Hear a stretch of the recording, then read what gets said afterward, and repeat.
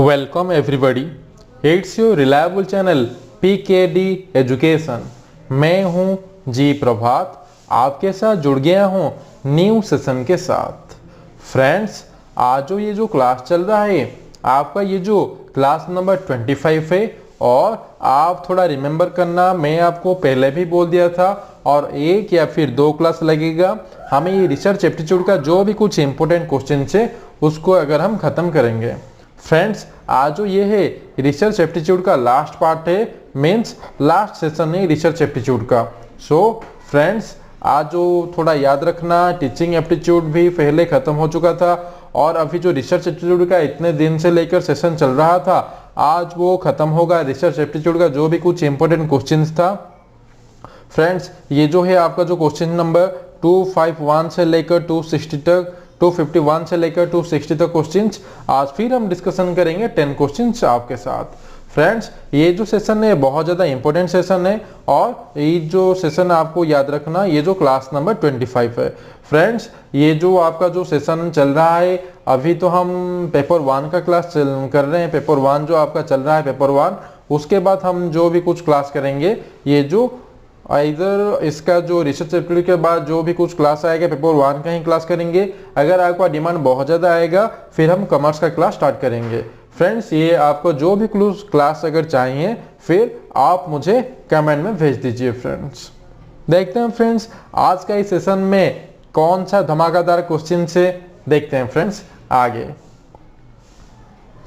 Which of this is not a method of data collection. देखिए friends, पहला question आ गया हमारे सामने।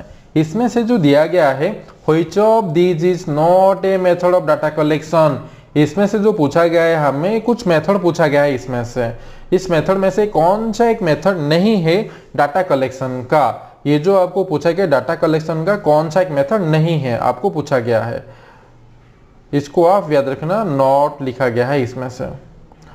फ्रेंड्स, थोड़ा कलर थोड़ा चेंज कर लेते हैं, देखते हैं ये जो है कौन सा एक मेथड नहीं है डाटा कलेक्शन का। क्या क्या दिया गया है, क्वेश्चनरी से, इंटरव्यू से, ऑब्जर्वेशन से और एक्सपेरिमेंट से।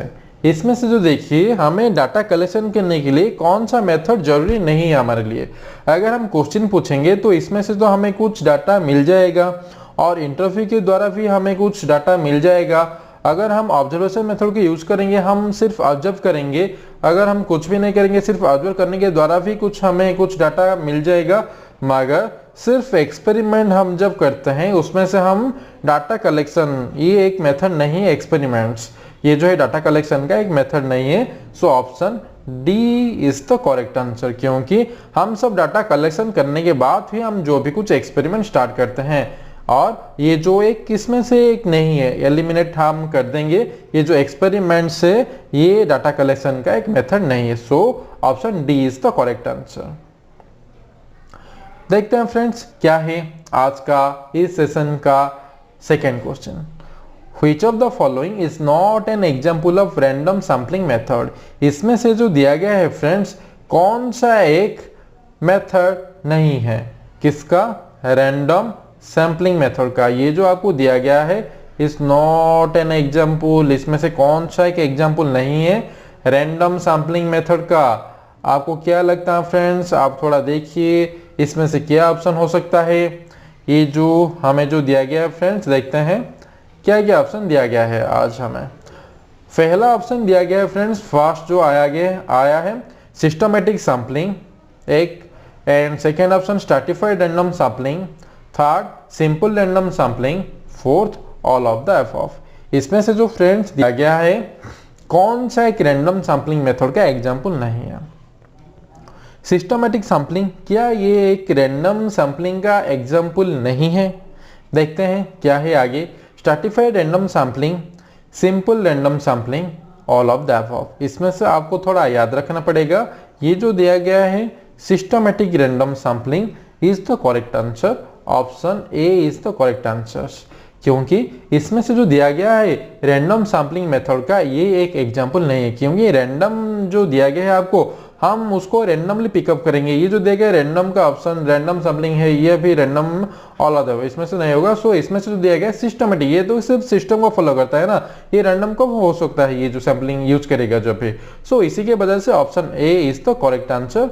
सो systematic sampling is the correct answer. Systematic sampling is not an example of random sampling method.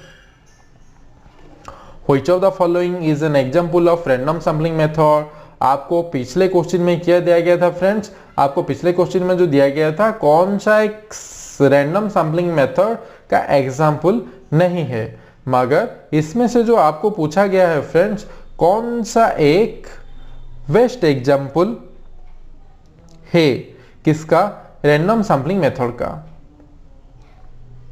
आपको क्या लगता है फ्रेंड्स, देखते हैं। 2 stage random sampling, first option आ गया 2 stage random sampling, second option systematic sampling, third option convenient sampling, fourth option purposive sampling. क्या हो गया फ्रेंड्स, इसमें से जो आपको दिया गया है इसमें से कौन सा एक एग्जाम्पल है रैंडम सैम्पलिंग मेथड का, इसमें से जो दिया गया friends 2 stage random sampling is the correct answer इसमें से। So option A is the correct answer, क्योंकि इसमें से जो 2 स्टेज रैंडम सैम्पलिंग है यही एक एग्जाम्पल है रैंडम सैम्पलिंग मेथड का। 2 स्टेज, हम इसमें से एक स्टेज ये है और एक स्टेज ये है, हम इस तरह ये जो दोनों स्टेज को यूज करेंगे। सो इसी की वजह से ये जो रैंडम सैम्पलिंग मेथड का एक बेस्ट एग्जाम्पल हो जाएगा। So option A is the correct answer इसमें से। Which of the following is an example of non-random sampling method? Friends इसमें से आ गया फ्रेंड्स क्या है, आपको दिया गया इसमें से, आपको जो दिया गया इसमें से कौन सा एक नॉन रैंडम सैम्पलिंग मेथड है, आपको पूछा गया है इसमें से कौन सा एक नॉन रैंडम सैम्पलिंग मेथड है। ऑप्शन क्या है, convenient sampling first option, second option stratified random sampling, third option simple random and fourth option cluster random.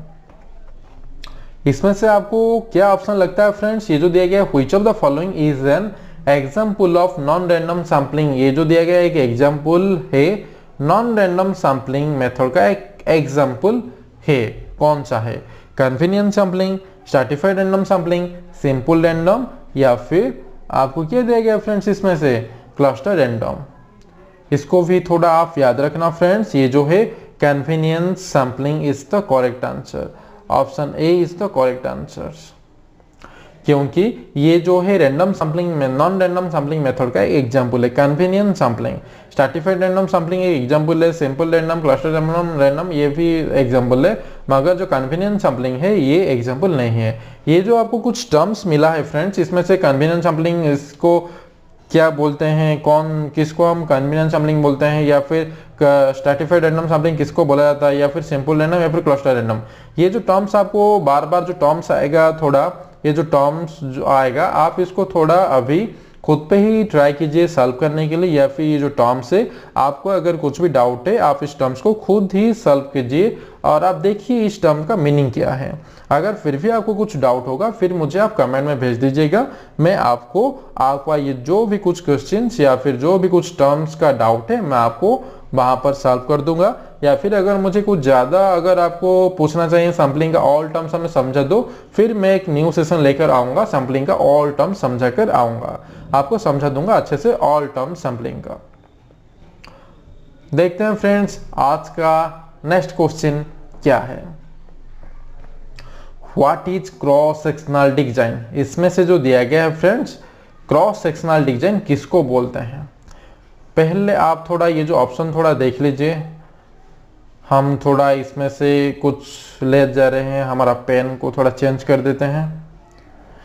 देखिए friends what is cross sectional design, इसमें से आपको दिया गया है क्रॉस सेक्शनल डिजाइन कौन सा, इसमें से study of one specific segment of customers, इसमें से जो दिया गया है ये एक स्टडी है जिसका कि वन स्पेसिफिक सेगमेंट है कस्टमर्स का। और second option the research design that is free from any personal bias, ये एक रिसर्च डिजाइन है जो कि फ्री है एनी पर्सनल बायस से। Third option the collection of data from more than respondent in the same time period, ये जो दिया गया है कुछ कलेक्शन है डाटा का जो कि सेम टाइम पीरियड में कुछ मोर देन डाटा को ये कलेक्शन करता है। A comparison of two more variables over a long period of time, इसमें दिया गया एक कंपेरिजन किया जाता है टू और मोर वेरिएबल एक लॉन्ग पीरियड टाइम के लिए। सो फ्रेंड्स, इसमें से जो दिया गया है आपको ऑप्शंस कुछ दिया गया है। क्रॉस सेक्शनल डिवीजन किसको बोलते हैं, इसमें से ये जो ऑप्शन दिया गया है सी इज द करेक्ट आंसर इसमें से, क्योंकि the collection of data from more than one respondents, हम डाटा को कलेक्शन करते हैं एक नहीं एक से ज्यादा रेस्पोंडेंट से हम कलेक्शन करते हैं द सेम पीरियड। ये जो है एक सेम पीरियड में हम किसी भी सपोज ये एक कंपोनेंट है या फिर ये एक रेस्पोंडेंट है, इसी टाइम जो हम एक टाइम को यूज करेंगे, इसी टाइम हम 2, 3 या फिर 4, हम इसी तरह बहुत सारे से हम डाटा को कलेक्शन कर सकते हैं। सो इसी के वजह से इसी को ही हम बोलते हैं क्रॉस सेक्शनल डिवीजन, या फिर सेम टाइम पीरियड होगा मगर हम बहुत ज्यादा रेस्पोंडेंट से डाटा को हम कलेक्शन कर सकते हैं। So option C is the correct answer. इसमें से जो आपको दिया गया है फ्रेंड्स, सॉरी फ्रेंड्स, ये जो कहां पर ये जो है आपका ऑप्शन दिया गया है, option C is the correct answer इसमें से। What is the following, which of the following, sorry friends, which of the following is a form of harm that might be suffered by research participants? इसमें से जो दिया गया है which of the following is form of harm, इसमें से कौन सा एक harm है that might be suffered by research participant, ये जो research participant के द्वारा जो भी सफर होते हैं, इसमें से कौन सा एक जो harm terms है जो कि बहुत ज्यादा harm पहुंचाता है, ये जो research participants के द्वारा जो कि सफर होते हैं बहुत ज्यादा। क्या क्या दिया गया आपको ऑप्शन में, देखते हैं friends. Psychological distress, first option आपको दिया गया है साइकोलॉजिकल डिस्ट्रेस। सेकेंड ऑप्शन आपको दिया गया है friends physical injury. Third option दिया गया है loss of self esteem and last option दिया गया है ऑल ऑफ द अबव। इसमें से फ्रेंड्स जो आपको दिया गया है सारे टर्म्स, इसमें से आपको कौन सा ऑप्शन करेक्ट लगता है। ये जो हमें जो पूछा गया है, एक रिसर्चर जो पार्टिसिपेंट्स हैं वो सफर होते हैं कुछ हार्म फॉर्म के द्वारा, कुछ हार्म ये जो कुछ उनको कुछ पहुंचता है। साइकोलॉजिकल डिस्ट्रेस, जब भी वो साइकोलॉजिकल उनका मेंटली कुछ भी स्ट्रेस या फिर कुछ बहुत ज़्यादा प्रॉब्लम को फेस करेगा वो डिस्ट्रैक्ट हो जाएगा। या फिर फिजिकल इंजरी, अगर वो फिजिकल इंजरी हो जाएंगे तो वो भी डायरेक्ट इम्पैक्ट पड़ेगा। लॉस ऑफ सेल्फ स्टीम, अगर उनका कुछ सेल्फ खुद का कुछ लॉस हो जाएगा। सो ये जो सी ऑप्शन है, ये जो तीनों ही टर्म से बहुत ज्यादा इंपॉर्टेंट है, वो सारे के सारे टर्म्स हार्म पहुंचाते हैं रिसर्चर पार्टिसिपेंट्स के लिए जो सफर होते हैं वो सब, ये सारे के सारे टर्म्स इंपॉर्टेंट है। So option D is the correct answer. ये सारे के सारे टर्म्स बहुत ज्यादा मायने रखते हैं। So option D is the correct answer इसमें से। फ्रेंड्स चलते हैं, हमारा ये जो सेशन चल रहा है मुझे लग रहा है आप सबको कैसा लग रहा है आप मुझे कमेंट में भेज दीजिएगा। अगर ये सेशन आपको अच्छा लगता है आप मुझे कमेंट में भेज दीजिए, लाइक भी कर दीजिए, और अगर अभी तक आप सब्सक्राइब नहीं किए हैं चैनल को सब्सक्राइब भी कर दीजिए। देखते हैं फ्रेंड्स 257 क्वेश्चन नंबर क्या है। The act of publishing the same data and result in more than one journal or publication refers to which of the following professional issues? क्या दिया गया फ्रेंड्स इसमें से, ये तो एक पब्लिशिंग है, कुछ वो डाटा रिजल्ट्स को वो पब्लिश करते हैं जर्नल और पब्लिकेशंस के रेफर से, वन वो एक जर्नल और पब्लिकेशंस के थ्रू से वो रेफर करते हैं। अगर इसमें से refer to which of the following professional, अगर इसमें से कुछ प्रोफेशनल इश्यूज निकल के अगर कुछ आएगा। The act of publishing the same data, suppose पहले एक डाटा हो गया, ये जो डाटा हो गया वो तो पहले एक डाटा हो गया, ये जो भी कुछ इसका जो है वो एक पब्लिश हो सकता है, पब्लिश होगा कुछ जर्नल या फिर पब्लिकेशन हाउस में, ये डाटा को पब्लिश कर दिया जाएगा। मगर इसके बाद तो सेम डाटा को अगर हम एक और जर्नल या फिर कुछ पब्लिकेशन हाउस में अगर हम उसको प्रिंटिंग करेंगे, देन उस इश्यू को क्या बोला जाता है, उस इश्यू को क्या बोला जाता है फ्रेंड्स। इसमें से आपको क्या लगता है, ऑप्शंस क्या क्या दिया गया है इसमें से। पार्शियल पब्लिकेशंस ये हो सकता है, डुप्लीकेट पब्लिकेशंस ये भी क्या हो सकता है, फुल पब्लिकेशंस या फिर नॉन ऑफ द अबव। इसमें से जो दिया गया है वो डुप्लीकेट क्या है, वो पार्शियल भी नहीं हुआ है या फिर फुल पब्लिकेशन भी नहीं किया है ना, वो डुप्लीकेट क्या है। पहले भी हमारा एक डाटा वो निकल चुका है मगर इसको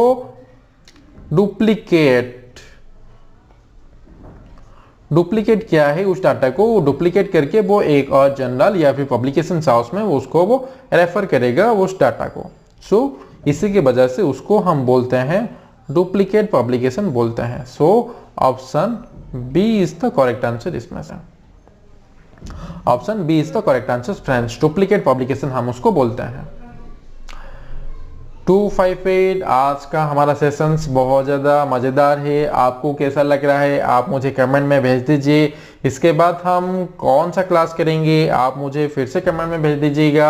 आप कौन सा क्लास के लिए वेट कर रहे हैं अभी तक। द रिसर्च डिजाइन इज, इसमें से जो दिया गया है फ्रेंड्स, रिसर्च डिजाइन क्या है। ये जो रिसर्च डिजाइन जो दिया गया है किस टर्म्स को फॉलो करता है रिसर्च डिजाइन। ये क्वेश्चंस को पढ़ने से पहले हम थोड़ा हमारा ये जो दिया गया है देखते हैं फ्रेंड्स क्या है।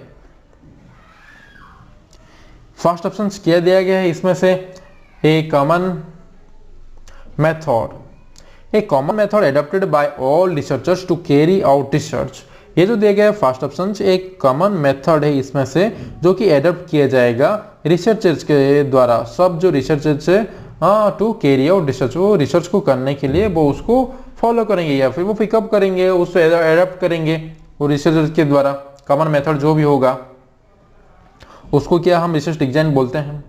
The final choice between using qualitative और क्वांटिटेटिव मेथड्स, ये जो है हमारा जो दिया गया है कुछ क्वालिटेटिव और क्वांटिटेटिव मेथड्स के बीच में कुछ फाइनल चॉइस होगा इनमें से। क्या ये बी ऑप्शन हो सकता है, इसको रिसर्च डिजाइन बोलते हैं।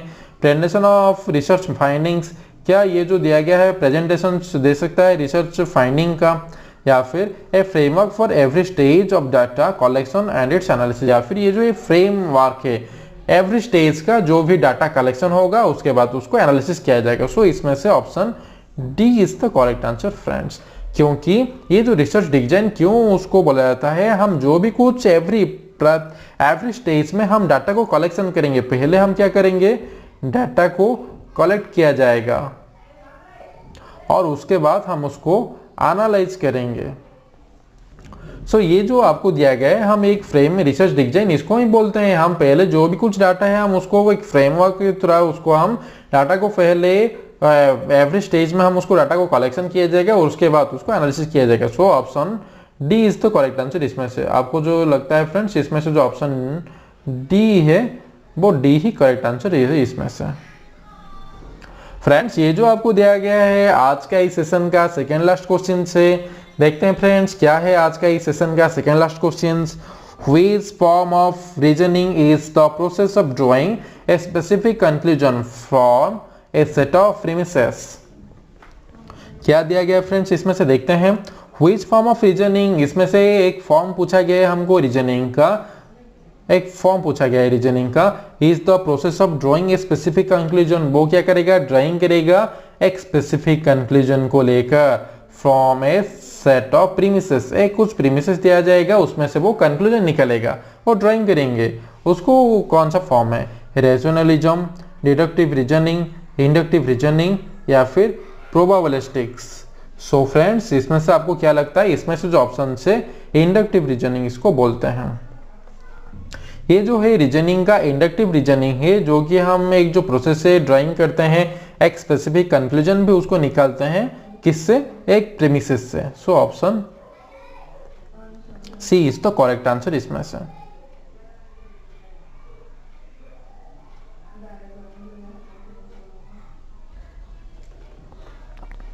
फ्रेंड्स आ गया हमारा ये जो आज का सेशन का लास्ट क्वेश्चंस, देखते हैं ये भी किस तरह का क्वेश्चन है और ये जो आज का सेशन का कौन सा क्वेश्चन है। Which of the following is published in a journal? ये जो हमें पूछा गया है एक जर्नल है, जर्नल में हमें कौन सा ये जो which of the following is published in a journal, ये जो हमें पूछा गया है जर्नल में कौन सा टर्म्स को पब्लिश किया जाता है। जर्नल में क्या आर्टिकल को पब्लिश किया जाता है या फिर क्या पेपर को पब्लिश किया जाता है या फिर बोथ आर्टिकल एंड पेपर को पब्लिश किया जाता है या फिर नॉन ऑफ द इसमें से किसी को भी पब्लिश नहीं किया जाता है। आप थोड़ा सोचिए फ्रेंड्स, इसमें से हम पेन को थोड़ा चेंज कर देते हैं। आज का ये जो है लास्ट क्वेश्चन देखते हैं फ्रेंड्स। ये जो आपको दिया गया है इसमें से आपको क्या ऑप्शंस या फिर क्या आंसर लगता है। हम जब भी कुछ जर्नल में अगर हम कुछ पब्लिश करेंगे, हम एक आर्टिकल को भी पब्लिश कर सकते हैं, एक पेपर को भी हम पब्लिश कर सकते हैं।